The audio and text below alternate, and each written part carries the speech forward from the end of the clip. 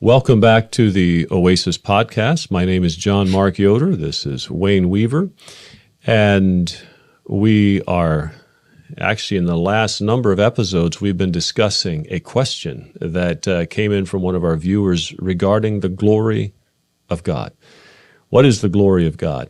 And I just want to say we do appreciate your questions and your comments. And if you are able or have a question, you can send that in to us at library@oasistabernacle.org, and we would love to hear from you. But let's go straightway into this. We've been talking about glory and God's glory and goodness. And we looked at a number of different things. We talked about a situation that happened to Moses on Mount Sinai when he asked to see God's glory. And God says, I'll put you in a cleft of the rock and I'll make all of my goodness pass before you, but you can't see my face and live. And then we talked about God's goodness. We talked about God's glory in our last episode. Now we want to continue with that discussion. And I just want to start, Wayne, if I could, with the idea or the passage of Scripture out of Ezekiel, where it describes Ezekiel saw a vision of God's glory, and that'll take us right into a vision of glory that you have seen. And I would really like to basically give you, or have you just tell us that vision. So this is what it says, Ezekiel 1:26-28. And above the firmament that was over their heads was the likeness of a throne, as the appearance of a sapphire stone. And upon the likeness of the throne was the likeness as the appearance of a man upon it.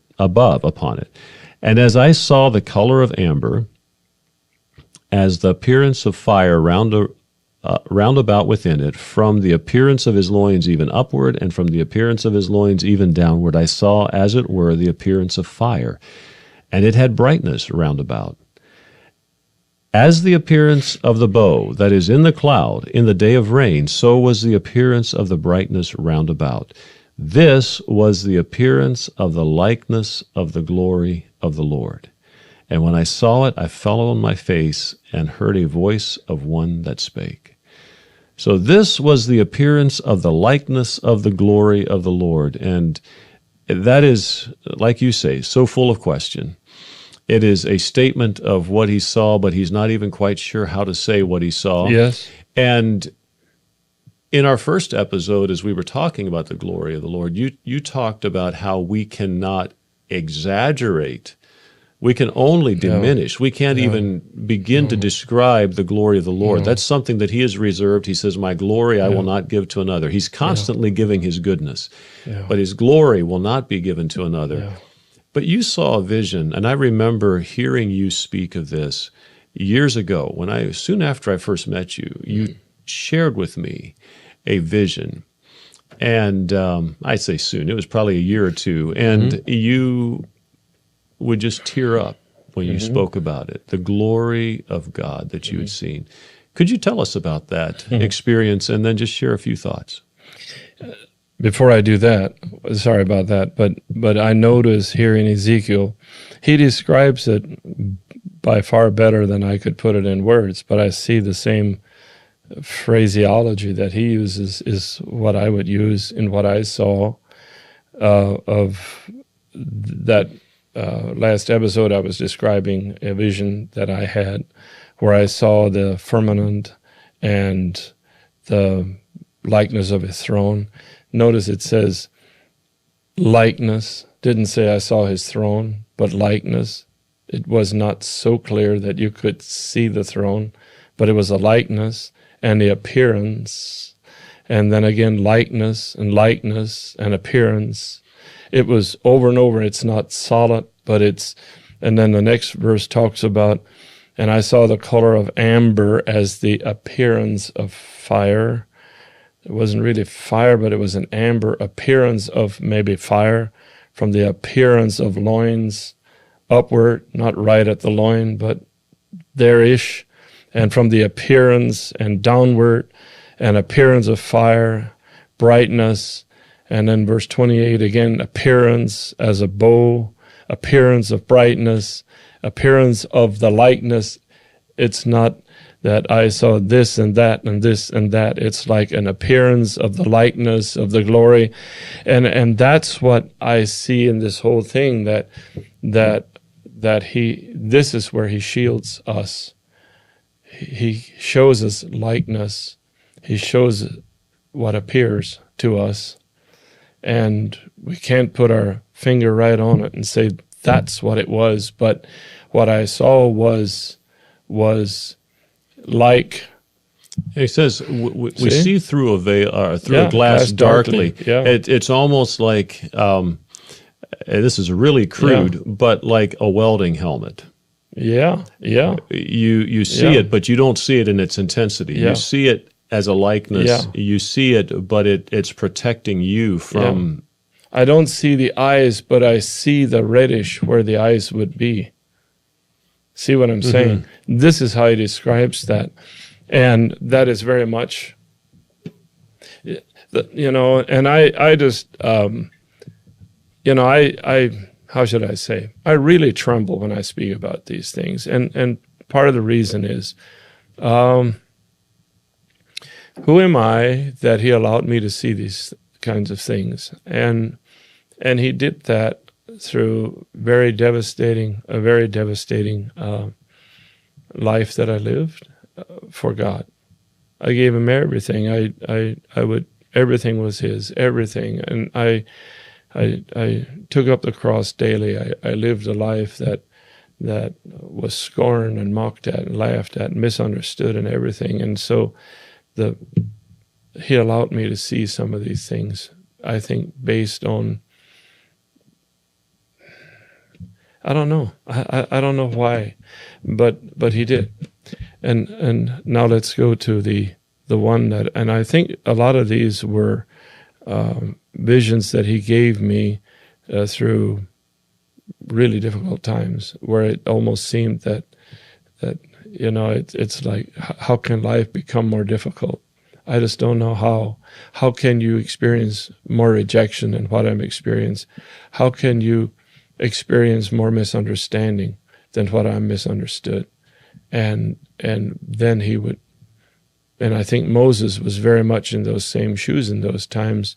They always complained to him about things when things didn't go right. He was not in control of it. He was only walking with that light that led him. And in the daytime, it was a cloud. He only walked with that. But then the others, the children of Israel, went through difficulty in not having water, and also they murmured against Moses. And what is Moses supposed to do? He can't make water. He just has to walk as God has showed him. And it was, anyways. But going back to, it was the night that I thought, and I've been, through my life, I've been several times where I thought when I went to bed of being in such deep hurt, such deep misunderstanding, such deep, I'm not sure what to call it, but almost like this is one that I cannot survive. I just don't know. I am so, people talk about hurts in their life, and this is way beyond that.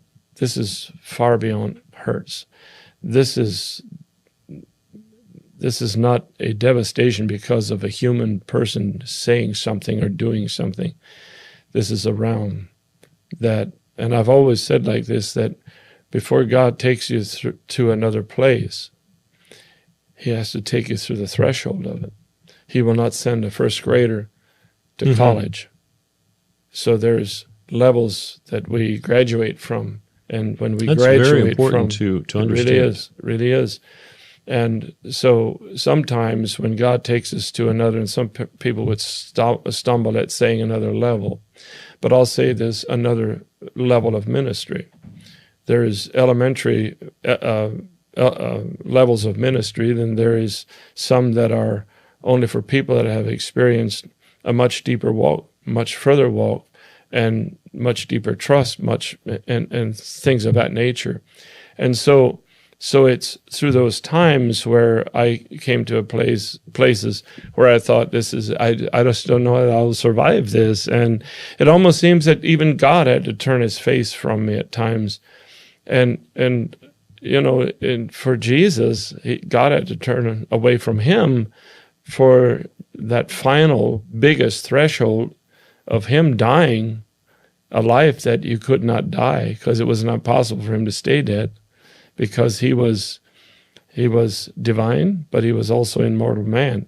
He was a flesh and blood, but it was not possible because his spirit never sinned. His flesh never sinned. And so he goes into death without having the punishment or the payment of death from Adam was not upon him. Mm-hmm. So what happens, it was not possible to keep him dead. That's why it wasn't possible. The glory of God just had to show up. He was right out of that grave very quickly. Well, what I experienced at that time was that night I went to bed, and I just thought, I remember when I was walking through the threshold of our bedroom door, I wonder if I'm dying tonight, because I feel like there's nothing in me that will make the night. I was sick, and I wasn't sick. I was starved, but I wasn't starved. I was destitute of everything, but I wasn't destitute. I was misunderstood of everything, but I was understood. I was in such deep agony, and when I walked through that threshold of the door, not even specific, but right at that time, said, this is probably my last night. I will not make it. I thought maybe I had cancer. Maybe I had some sickness, because this has been going on now for several months, and it was coming to right at the threshold of that, where I just I can't live like this. But God was preparing me for what was coming right ahead. And we could speak on those things too. But it was another level of ministry that he ordered me in, and walking away from that into that makes a lot of unsure things. It makes you question many things, because you don't really know that. Mm-hmm. We walk by faith, but while we walk by faith, we don't know that it's faith that is causing us to walk, because it doesn't feel like that. Faith sometimes feels like doubt, because we think, well, all I can do is doubt, but we keep walking. That's faith. And so it's how this whole thing works. Anyways, so I went to bed, and I fell asleep, and I'm even thinking that my wife was not in bed. I'm not sure on that. I would have to ask her. I think she was still out. And I went to bed, and I was wanting to sleep, and before I fell asleep, all at once I was in another realm. And this was where I saw the glory of God. This was interpreted to me. I did not see God, but I saw his glory. And the impression it left on me, the strength that I got from that night of that, caused me to live 10 years in the strength of that. The next 10 years were very, very, very big years for me. Many things happened.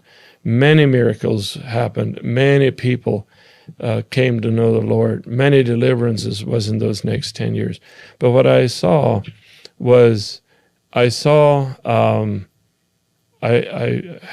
was going, it was to the north.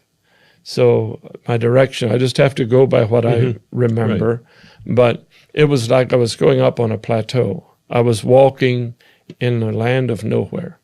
In a land where no people are, and there was no accompaniment of anything, and which would be interpreted as I was walking in a place of isolation. And people didn't mean anything to you anymore. And you learn to trust only another source that you have to trust. And even in those times when you're going to be deeper with God, it's like you're not even sure about God, because he is exercising faith in you where man cannot touch by themselves. And it's done through the Holy Spirit. Anyways, we could talk many different angles. Yeah, we're going to need this. to. Maybe we should even keep the story for the next episode, because we're going to be running out of time. I'm going in circles because you can't approach this in an easy way. Mm-hmm. You cannot. You know what we should do? Maybe is I should just say what happened and then leave. Let's get started. Mm-hmm. So what I was is all at once, right in front of me, I was looking up and I was standing, and this was not in my bedroom, so I don't know where I was, but I saw like holes that. See this is how it goes. You try to describe this, and it's a likeness. It's a likeness. It's as it were. Yeah. It seemed like that it was a high something, and out of that there were holes, and the holes had beams that came down, a deep blue beam, deep, very, very bright. And I say this, that you cannot exaggerate. Humans cannot exaggerate the glory of God. You cannot say it was 1,000,000 lightning bolts. I said at that time when I saw it that it was like 1,000 arc welders. You could say 10,000. You could say 1,000,000. It doesn't make it brighter. It was as bright could be bright. But wherever it shined, it shined right through it. I saw it on the globe. It went down through the earth, and it went all the way through. The earth did not stop it. It went right through the dirt, through the layers, right out the other side. Infinity would never stop. You cannot stop the glory of God. And it was interpreted to me by a voice that this is the glory of the Father. And it was not just one beam. And I didn't count the beams, but it was a number of them. And they were moving. Now, the story that was related to me, as I was walking on the plateau, there's other things I'm leaving out here, but I was walking on this plateau, and there were mountains in the back and on the side. I should sometime paint a picture, because I could, of how this plateau was. And then there was a building over to the right, and the building was massive. And there was one of the first features that I saw was there was a huge cornerstone. And it was just a stone that kept going up and up and up and up and up. And it was like this, and it was like this. That's the outside of what I saw. Mm-hmm. And then there were cut stones that were fitted into that completed a building. And the one side was all cut stones going down this way. The other one was cut stones going this way. So I was walking over here, and then I stopped. As soon as I stopped, the glory stopped.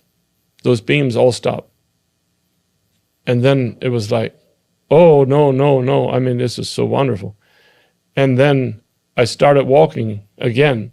Then this voice said that if you keep walking, you will see the glory of the Father.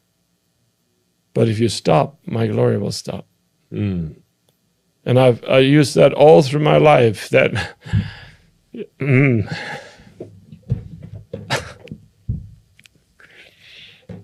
just can't. I